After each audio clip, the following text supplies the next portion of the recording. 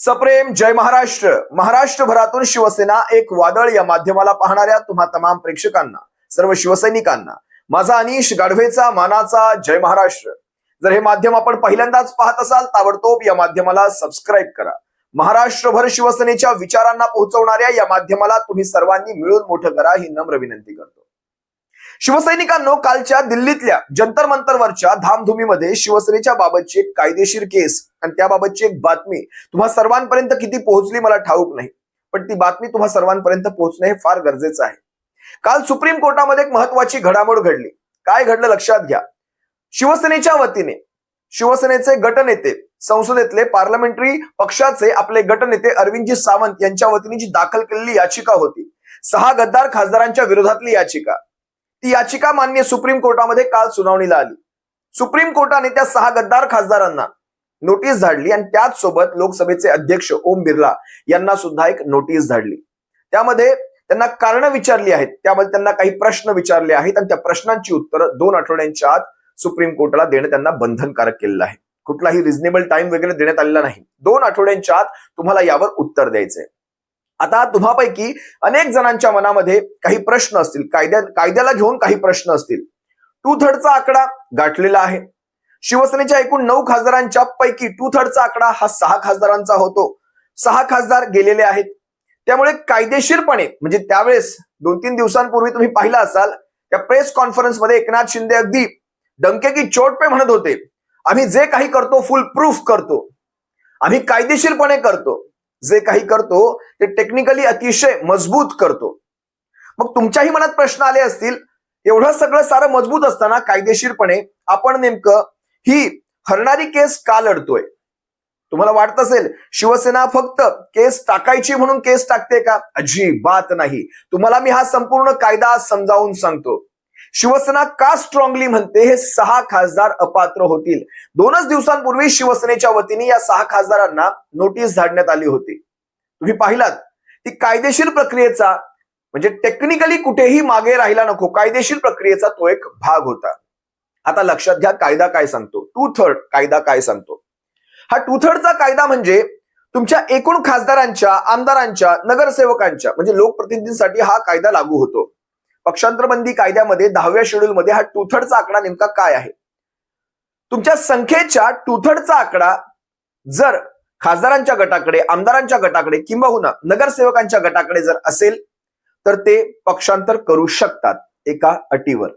अट कोणती आहे? ज्यावेळेस तुमचा संपूर्ण पक्षच एखाद्या दुसऱ्या पक्षामध्ये विलीन होतोय त्यावेळेस तुमचं हे मर्जर, हे 2/3चं मर्जर हे कायदेशीर ग्राह्य धरलं जातं. जर तुमचा संपूर्ण पक्ष जातोय किंबहुना तुमचा पक्ष एखाद्या दुसऱ्या पक्षामध्ये विलीन होतोय, ज्या पक्षामध्ये तुम्हाला जायचं नाहीये, त्या पक्षाची विचारधारा तुम्हाला मान्य नाहीये आणि त्यामुळे आमचा पक्ष, आमच्या पक्षाचं अस्तित्व आता शून्य राहिलेलं आहे, त्यामुळे आम्ही एक 2/3चा गट करून आम्ही दुसऱ्या पक्षामध्ये मर्जर होतोय.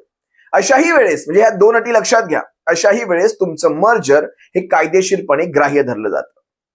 पण या केसमध्ये ज्या वेळेस या खासदारांनी एकनाथ शिंदेच्या गटामध्ये स्वतःचं गट स्थापन करून मर्जर केलं, त्यावेळेस यांनी जे कारण दिलं होतं ते कारण आहे शिवसेना उद्धव बाळासाहेब ठाकरे हा पक्ष, ज्या पक्षातनं आम्ही निवडून आलो, ज्या पक्षाच्या एबी फॉर्मवर, ज्या पक्षाच्या निशाणीवर, ज्या पक्षाच्या नावावर आम्ही जे निवडून आलो, तो पक्ष आता काँग्रेसमध्ये विलीन होत आहे, अशा प्रकारची आमच्याकडे माहिती आहे. लक्षात घ्या मला काय सांगायचंय.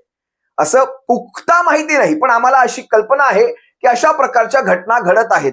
आम्ही ऐकिवात आहोत की हा पक्ष काँग्रेसमध्ये विलीन होत आहे, त्यामुळे आम्ही हा निर्णय घेतलेला आहे. अशा प्रकारचं पत्र लोकसभा अध्यक्ष ओम बिर्लांकडे या 6 खासदारांच्या वतीने देण्यात आलेलं आहे. तुम्हाला या सर्व घटना कशा 2022च्या घटनांशी सुद्धा जुळतायत हे सुद्धा मी तुम्हाला सांगेन. आता शिवसेनेच्या वतीने त्याही वेळेस एक पत्रक काढण्यात आलं होतं आणि त्यामध्ये स्पष्टपणे लिहिलं होतं आणि ते पत्रक त्यांनी म्हणजे लोकसभेच्या अध्यक्षांना सुद्धा आणि या संपूर्ण 6 खासदारांना ते पत्रक दिलं होतं. शिवसेना उद्धव बाळासाहेब ठाकरे हा पक्ष, म्हणजे हे पत्रक अरविंद सावंत यांच्या वतीने होतं, कारण ते आपले गटनेते आहेत संसदेतले. काय सांगितलं त्या पत्रकामध्ये? शिवसेना उद्धव बाळासाहेब ठाकरे हा पक्ष हा अजूनही एकसंध आहे. हा कुठल्याही पक्षात विलीन झालेला नाही, किंबहुना कधीही होणार नाही. आणि अशा प्रकारचं कुठलंही वातावरण, तशा प्रकारच्या चर्चा लेखी, लिखित, अलिखित कुठल्याही स्वरूपात नाहीत. त्यामुळे ह्या सर्व वावड्या आहेत.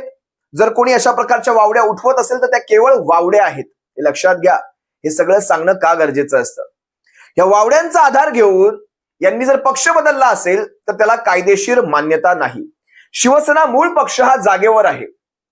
पक्षांतर बंदी कायदा, तुम्हाला मी सुरुवातीला सांगितल्या त्या दोन अटी, एकतर तुम्ही संपूर्ण पक्ष म्हणून दुसऱ्या पक्षात विलीन होताय त्यावेळेस तुमचं मर्जर मान्य केलं जातं, आणि दुसरी कंडिशन अशी आहे की ज्या वेळेस तुमचा पक्ष तिसऱ्या एखाद्या पक्षात विलीन होतोय, ज्या पक्षात तुम्हाला जायचं नाही, तुम्ही 2/3 खासदार जर असाल किंवा आमदार असाल, नगरसेवक असाल, तुम्ही दुसऱ्या पक्षात तुमच्या मनाप्रमाणे गट स्थापन करून मर्जर करू शकता. या दोनच अटींवर कायदेशीर ती मान्यता मिळते. आता लक्षात घ्या, या संपूर्ण केसमध्ये शिवसेना अजूनही जागेवर आहे. या खासदारांना अपात्रतेला सामोरं जावं लागणार. अजून काय झालं, ओम बिर्लांनी त्या दिवशी ज्यावेळेस सिटिंग अरेंजमेंटचा तो विषय निघाला त्यावेळेस शिवसेनेच्या वतीने ज्यावेळेस अरविंद सावंत या विषयावर बोलू इच्छित होते त्यांना बोलण्याची परवानगी मिळाली नाही. शिवसेनेचं कोणतंही म्हणणं ऐकून घेतलं नाही. आम्हाला कुठलंही आमचं म्हणणं ऐकून न घेता अशा प्रकारे जर हा मर्जर ते घडवून आणत असतील तर हे लोकशाहीच्या, भारतीय संविधानाच्या शेड्यूल 10च्या घटनेच्या विरोधात आहे. त्यामुळे आम्ही तुमच्याकडे आलेलो आहोत. देवदत्त कामत जे शिवसेनेचे वरिष्ठ वकील आहेत, सुप्रीम कोर्टामध्ये शिवसेनेचे त्या 16 गद्दारांची अपात्रता, त्यानंतर शिवसेनेचं नाव आणि चिन्ह या केसेस लढणारे शिवसेनेचे वरिष्ठ वकील देवदत्त कामत यांच्याकडे ही तिसरी केस आलेली आहे. आपली पहिली केस जी अकॅडमिक असेल, 16 गद्दारांची अपात्रता, ज्यांचा टर्म ऑलरेडी संपलेला आहे. दुसरी केस नाव आणि चिन्ह जी इलेक्शन कमिशन ऑफ इंडियाच्या विरोधातली आहे, आणि तिसरी केस आता ओम बिर्लांच्या विरोधातली आणि या 6 गद्दार खासदारांच्या विरोधातली आहे. आता यावर आपली एक मागणी होती, जी मागणी मान्य सुप्रीम कोर्टाकडनं मान्य झालेली नाही, की यांचं हे मर्जर तातडीने स्थगित करण्यात यावं. म्हणजे लोकसभा अध्यक्षांनी दिलेला जो काही निर्णय असेल, किंवा दिलाय की नाही दिला, की फक्त सिटिंग अरेंजमेंटवरच आहे, 16 माफ करा, त्यांची संख्या 13 दाखवली, शिंदे गटाची आपली संख्या 3 दाखवली. या निर्णयाच्या विरोधात आपण तात्काळ स्थगिती द्यावी, पण तो निर्णय मान्य झालेला नाही. पण त्या उलट त्यांनी एक नोटीस बजावली, ज्यामध्ये लोकसभा अध्यक्षांना सुद्धा 2 आठवड्यांच्या आतमध्ये कारणे दाखवा, आमच्या प्रश्नांना, विशिष्ट प्रश्नांना उत्तरे द्या, अशा प्रकारचं एक पत्रक पाठवण्यात आलेलं आहे. आता तुम्हाला मी 2022चा एक प्रसंग सांगतो, लक्षात घ्या. आता ह्या सगळ्या कायद्याप्रमाणे तुम्हाला कळालं, 2/3 मेजॉरिटी म्हणजे फक्त खासदार तेवढे झाले, आमदार तेवढे झाले म्हणजे आपण मर्जर, अजिबात नाही. अशा प्रकारचं विलिनीकरण म्हणजे 2/3 तुमच्याकडे संख्या आहे म्हणजे मर्जर झालं, विलिनीकरण झालं, हे तुम्ही गृहीत धरून चालवू शकत नाही. कायदा अतिशय स्पष्ट सांगतो, तुमचा पक्ष जेव्हा त्याला परवानगी देतो, तुमचा पक्ष परवानगी देत असेल तुम्ही जाऊ शकता, तुमचा पक्ष स्वतःहून मर्ज होत असेल तुम्ही जाऊ शकता, तुमचा पक्ष भलतीकडे जातो आणि तुम्हाला तिकडे जायचं नाही, तुमच्याकडे 2/3 आहे तुम्ही जाऊ शकता. या 2-3 अटी तुम्ही चांगल्या लक्षात ठेवा. आता मी तुम्हाला 2022 मध्ये नेतो. ज्यावेळेस शिवसेनेमध्ये फूट घडली, तुम्ही लक्षात घ्या, एकनाथ शिंदेसोबत जे विशिष्ट आमदार गेले, त्या आमदारांनी सुरुवातीला अशा बातम्या होत होत्या की भारतीय जनता पक्षामध्ये विलीन होणार, भारतीय जनता पक्षामध्ये जाणार. पण ते विलिनीकरण का झालं नाही लक्षात घ्या, कारण शिवसेना पक्ष जागेवरच आहे. पुन्हा याच अटी, शेड्यूल 10 मधल्या याच 3 अटी ज्या तुम्हाला मी आत्ता सांगितल्या, या 3 अटींची पूर्तता होत नाही. शिवसेना पक्ष जागेवर आहे, मग भारतीय जनता पक्षामध्ये मर्जर होऊ शकत नाही. बरं, आपण चलाखीने लक्षात घ्या, आपण सुरुवातीलाच ती केस टाकली आणि 16 आमदार त्यावेळेस तिथे होते. 16 हा 2/3चा आकडा बसत नव्हता, त्यामुळे पहिला गुन्हा तिथे घडला. हळूहळू कायदा त्याला मान्यता देत नाही. एक शेवटचा बांगर. लक्षात आलं तुम्हाला मला काय सांगायचंय? एक गेल्यानंतर त्याला कायदा मान्यता देत नाही. सुरुवातीला जे गेले ते 16 होते आणि 16 हा 2/3चा आकडा होत नाही. आता लक्षात घ्या, तिथे पहिला गुन्हा घडला, त्यानंतर मर्जर करूच शकत नव्हते. कायदा इथून सांगतो तुम्हाला की 2/3चा हा जो आकडा आहे हा फक्त झाला म्हणून तुम्ही जाणार असं होऊ शकत नाही. त्यामुळे नंतर कायदेशीर पद्धतीने जर आपल्याला टिकायचं असेल आणि या सरकारला पाठिंबा द्यायचा असेल तर तुम्हाला एक सेपरेट पक्ष म्हणूनच राहावं लागेल. पण तुम्ही सेपरेट पक्ष म्हणून राहू शकत नाही. कायदा तेही सांगतो, शेड्यूल 10 सांगतं तुम्हाला मर्जर करणंच भाग आहे. मर्जर शिवाय तुम्ही स्वतंत्र अस्तित्व ठेवू शकत नाही. मग यांनी नवीन शक्कल काय लढवली बघा. आणि मागच्या वेळेस ज्यावेळेस यांचे वकील ज्यावेळेस सुप्रीम कोर्टामध्ये उभे राहिले, मी तुम्हाला तो मुद्दा दाखवला, तुम्हाला तो व्हिडिओ दाखवला की यांचे वकील काय म्हणाले तिथे, माय लॉर्ड, ही केस काही पात्रता अपात्रतेची नाही, ही केस काही पक्षाच्या नावाचिन्हाची अजिबात होत नाही, कारण पक्ष अजूनही जागेवर आहे. पक्ष कुठे गेला नाही, आम्ही अजूनही पक्षात आहेत, आम्ही अजूनही पक्षामध्ये आहेत आणि फक्त पक्षामध्ये नेतृत्व बदल झालेला आहे माय लॉर्ड. एक नेतृत्व मान्य नव्हतं, त्या जागी दुसरं नेतृत्व आले, पक्ष जागेवर आहे. कसं कायदेशीर खेळायचा प्रयत्न केला जातोय बघा, इथून खेळायचा प्रयत्न केला जातोय. आता लक्षात घ्या, जर एकनाथ शिंदेच्या वकिलांच्या वतीने मांडला गेलेला हा मुद्दा जर ग्राह्य असेल, मग हा समोरचा शिवसेना उद्धव बाळासाहेब ठाकरे हे नाव दिलंय इलेक्शन कमिशन ऑफ इंडियाने, त्याचे निवडून आलेले 9 खासदार, 20 आमदार, कित्येक नगरसेवक, मग हे कोण आहेत? माननीय सुप्रीम कोर्टाने ज्या वेळेस म्हणजे न्यायाधीश चंद्रचूड यांच्या खंडपीठाने जो निर्णय दिला होता, जी ट्रिपल टेस्ट पाळायला सांगितली होती, त्रिसूत्री पाळायला सांगितली होती, जी त्रिसूत्री स्वतः विधानसभेच्या अध्यक्षांनी पाळली नाही, त्यांना पात्रता अपात्रता ठरवण्याचा निर्णय करण्याचा अधिकार दिला गेला होता, तो त्यांनी घेतला नाही, दोघांनाही पात्र केलं. या सगळ्या गोष्टी कॉन्ट्रडिक्शनरी होत आहेत. आता इथून पुढे जर एकनाथ शिंदेचा गट जास्त चलाखी करून हे फक्त नेतृत्व बदल दाखवण्याचा प्रयत्न करेल, तर इथे फसणार इलेक्शन कमिशन ऑफ इंडिया आणि इथे फसणार विधानसभेचे तत्कालीन अध्यक्ष राहुल नार्वेकर. लक्षात घ्या, एकनाथ शिंदेच्या गटाला सेपरेट राहणं ही भारतीय जनता पक्षाची दिली गेलेली एक दिमाग म्हणता येईल, की तुम्ही सेपरेट राहाल, स्वतंत्र अस्तित्व शिवसेना नावानेच, म्हणजे पक्षच तुम्ही, आता तुम्हीच पक्ष, म्हणजे जे मर्जर करण्यासाठी चालले होते त्यांना पक्ष म्हणून राहण्याची एक आयडिया म्हणू शकतो आपण, जी भारतीय जनता पक्षाकडनं मिळाली. आणि तिथून कहाणीमध्ये बदल घडत गेले. सुरुवातीला कहाणी अशी लिहिली गेली नव्हती, जे कहाणी लेखन झालं होतं गोष्टीचं ते लिहिली गेली होती, ती गोष्ट अशी होती, यांनी फुटायचं, भारतीय जनता पक्षामध्ये विशिष्ट संख्या घेऊन मर्जर करायचं, भारतीय जनता पक्षाचा आमदारकीची संख्या वाढली, त्यांची संख्या एका विशिष्ट संख्येच्या पुढे गेली, जी बहुमताच्या पुढे आहे, की भारतीय जनता पक्षाचं सरकार येणार. पण नंतर टेक्निकल गोष्टी पाहता, पक्षांतरबंदी कायदा पाहता, भारतीय जनता पक्षाने यांना तुम्हीच पक्ष म्हणून राहा, आम्ही मूळ पक्षच बाजूला करून टाकतो, ठाकरेंनाच बाजूला करून टाकतो, ही एक नव्याने पद्धत आणली.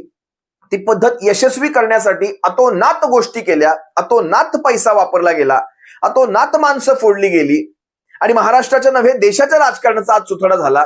शिवसेनेच्या बाबतीत काही संस्थांना, केंद्रातल्या संस्थांना, काही व्यवस्थांना, मी आता काहींची नावं थेट घेणार नाही, पण काही संस्थांना ज्यावेळेस हाताशी धरून भारतीय जनता पक्षाने शिवसेनेतली फूट आणि उद्धव साहेबांना म्हणजे मूळ पक्षातल्या प्रमुखांनाच बाजूला करून, म्हणजे ना तुमचं पक्षाची घटना पाहिली गेली, ना संघटना पाहिली गेली, ना राजकीय पक्ष पाहिला गेला, ना विधिमंडळ पक्ष पाहिला गेला, काही न पाहता त्यांना बाजूला केलं आणि हा प्रयोग यशस्वी करून दाखवला. त्यानंतर हाच प्रयोग कित्येक पक्षांच्या बाबतीत केला गेला, ज्यामध्ये न्याय व्यवस्थेची दिरंगाई हे सगळ्यात महत्वाचं कारण आहे. पण आजच्या घडीला या 6 खासदारांविषयी विशेषतः मी तुम्हाला सांगेल. आता पार्लमेंटमध्ये अधिवेशन चालू आहे, आम्हाला आमचं कार्य करता येत नाही, त्यामुळे ही रेअरेस्ट टू रेअर केस आहे. आमचे 9 खासदार आहेत, त्यापैकी 3च आता सध्या आमचे दाखवले जात आहेत, त्यामुळे आम्हाला कामकाज कसं करावं हे कठीण जात आहे. त्यामुळे तुम्ही ताबडतोब या केसवर सुनावणी घ्या आणि ताबडतोब याचा निपटारा करा. या सर्व कायद्याप्रमाणे यांची मर्जर, यांचं गट स्थापन करणं हे सारं घटना विरोधी असून तुम्ही यांच्यावर कारवाई करा आणि तशा प्रकारचे आदेश लोकसभा अध्यक्षांना द्या. आता बघूयात, येत्या 30 तारखेला शिवसेनेचे पक्षप्रमुख सध्या दिल्लीमध्येच आहेत. तुम्ही पाहिलं असाल, काल अभिजित डिपके यांना त्यांचं भेटणं झालं, आज त्यांची प्रेस कॉन्फरन्स झाली. शिवसेनेचे पक्षप्रमुख दिल्लीमध्ये असताना ह्या सगळ्या घटनांचे निकाल येणं, अनेक गोष्टी आहेत त्याच्या मागे. येत्या 30 तारखेला शिवसेनेची नावाची आणि चिन्हाची केस माननीय सुप्रीम कोर्टामध्ये 8व्या ते 9व्या स्थानावर सुनावणीसाठी आहे. शिवसेनेच्या या केसचं काय होणार आहे, कारण अजूनही ती लिस्टिंगवर आहे, ती काही पुढे ढकलली गेलेली नाही आणि यावेळेस ती ढकलली जाईल अशी कुठेही सूत्रात मला शक्यता दिसत नाही. ज्या प्रकारे देशभर वातावरण तापलंय, खरं तर शिवसेनेच्या पक्षप्रमुखांना या व्हिडिओच्या मार्फतच मी विनंती करेल, समोरासमोर वाटलं तर कधी सांगेल, पण या व्हिडिओच्या मार्फत एक विनंती करेल, ज्या प्रकारे विद्यार्थ्यांनी जंतर मंतर गाजवलं किंवा गाजवत आहेत, आपणही त्या सर्वांमध्ये सहभागी आहोत. कित्येक शिवसैनिक, कित्येक महाराष्ट्रातलं मुलं, सर्वजण त्यामध्ये आपला पाठिंबा देत आहेत. माझी खरं शिवसेनेच्या पक्षप्रमुखांना अशी विनंती राहील, न्याय व्यवस्थेमध्ये कुठे दिरंगाई जर तुम्हाला इथून पुढे जाणवत असेल तर स्पष्टपणे सांगतो, तो दबाव एक तयार करावा लागेल आपण सर्व शांततेच्या मार्गाने, जसं या विद्यार्थ्यांनी शांततेच्या मार्गाने, आम्हीही खाऊ लाठ्या खाट्या, आम्ही डोक्यात लाठ्या काट्या खाऊ, वेळप्रसंगी शिवसेनेसाठी जीव देण्यासाठी सुद्धा आम्ही तयार आहोत. आम्ही सरपे कफन बांधून आहोत. या अशा परिस्थितीमध्ये आम्ही जर इथपर्यंत काही, तुम्ही पाहताय आम्ही सर्वांना अंगावरच घ्यायचं नाही, शिंगावर घ्यायची कामं करतो. जर आम्ही एवढं करू शकतो तर लाठ्या काट्या खाऊन शिवसेनेसाठी वेळप्रसंगी आहुती द्यायला सुद्धा आम्ही तयार आहोत. जर या सर्व प्रसंगामध्ये तुम्हाला वाटत असेल की थेट आपण दिल्लीमध्ये जावं, तिथे शांतपणे बसून माननीय सुप्रीम कोर्टाला समजावून सांगावं, एवढी लाखो मनं तुमच्याकडे पाहतायत, या केसचा निपटारा लावा. ही केस 4 वर्षापासून दिरंगाई, आणि या केसमध्ये चालू असलेली दिरंगाईचा फायदा घेऊन शिवसेनेच्या बाबतीत अजूनही कट कारस्थानं रचली जात आहेत. त्यामुळे ही कट कारस्थानं कारण हळूहळू स्लो पॉइझन देऊन शिवसेनेला मारण्याचं काम चालू आहे. जर त्याच वेळेस, ज्यावेळेस शिवसेनेच्या पक्षप्रमुखांनी सुप्रीम कोर्टात याचिका केली होती की आमचं बहुमत सिद्ध करण्याचं जे राज्यपालांनी शिवसेनेला बंधनकारक केलं, त्यावेळेस शिवसेनेच्या पक्षप्रमुखांनी राजीनामा दिला. जर तिथेच तुमचा हस्तक्षेप झाला असता, कारण या 16 गद्दारांची अपात्रता त्यावेळेसच्या पेंडिंग असताना तुम्ही बहुमत चाचणी घेणं हेच मुळात घटनेच्या विरोधातलं होतं. त्याला सुद्धा त्यावेळेस स्थगिती आली नाही. शिवसेनेच्या पक्षप्रमुखांना राजीनामा द्यावा लागला. पण ज्यावेळेस नरहरी झिरवळांनी 16 गद्दारांना अपात्र केलं उपसभापती या पदावर राहून, त्यावेळेस मात्र त्याच्यामध्ये हस्तक्षेप झाला आणि त्यांची अपात्रता ही अवैध ठरवली होती, कारण उपसभापतींवर अविश्वासाचा एक प्रस्ताव होता. फक्त प्रस्ताव असताना त्यांचा अविश्वास असताना त्यांचा निर्णय तुम्ही रद्दबातल करता. पण शिवसेनेच्या पक्षप्रमुखांचा जो बहुमत दाखवण्यासाठी त्यांच्यावर जो दबाव टाकण्यात आला राज्यपालांच्या वतीने, जो की स्वतः घटना विरोधी आहे, राज्यपालांना तसे कुठलेही अधिकार नव्हते, हे काम विरोधी पक्ष नेत्याचं होतं, देवेंद्र फडणवीसांचं होतं, त्यांच्याकडनं तशा प्रकारचं कुठलंही पत्र नव्हतं.